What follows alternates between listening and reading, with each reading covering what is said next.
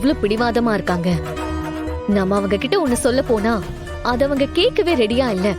அதுக்கு பதிலா நம்ம கிட்ட அவங்க விஷயத்த சொல்லிட்டு போறாங்க. செழியன் அண்ணன் இவங்க கூட சேர்ந்து வாழணும்னு நினைக்கிறாரு.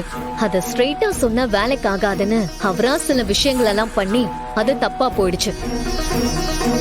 ஆனா இப்போ அண்ணியோட நிலைமையில இருந்து பாக்கும்போது அவங்க கோவப்படுறது நியாயமா தான் இருக்கும்னு எனக்கு தோணுது.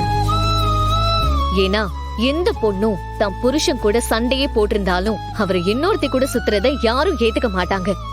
தான் புருஷன் மனசுல தான் மட்டும்தான் இருக்கணும்னு நினைப்பாங்க. இன்ஃபேக்ட் ஆம்பளைங்களுக்கும் அப்படிதான் தோணும். ஆனா செழியன் அண்ணன் அதுல விளையாண்டு பெரிய தப்பு பண்ணிட்டாரு.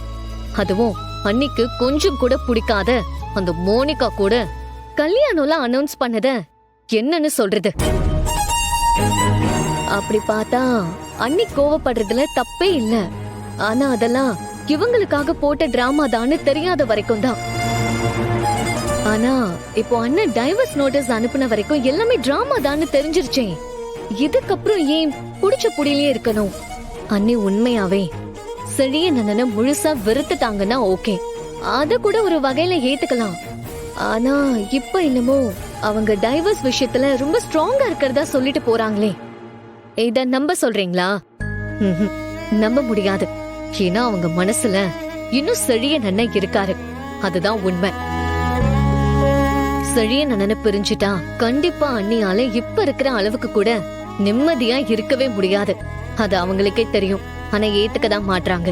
சொல்ல போனா அவங்க செழியன் அண்ணனுக்கு தண்டனை கொடுக்கல, தனக்கு தானே வருத்திக்க நினைக்கிறாங்க. செழியன் அண்ணனும் அவரால முடிஞ்ச அளவுக்கு போராடி பாத்துட்டாரு. இப்போ இதுல முடிவெடுக்க வேண்டியது அண்ணிதான்.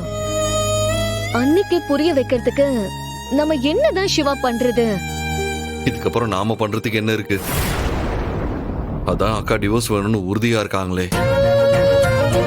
இதுக்கப்புறம் அவங்க இஷ்டம்.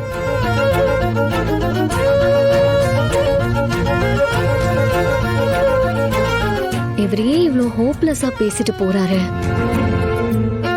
இன்னும் என் மேல வருத்தமா தான் இருக்காரா?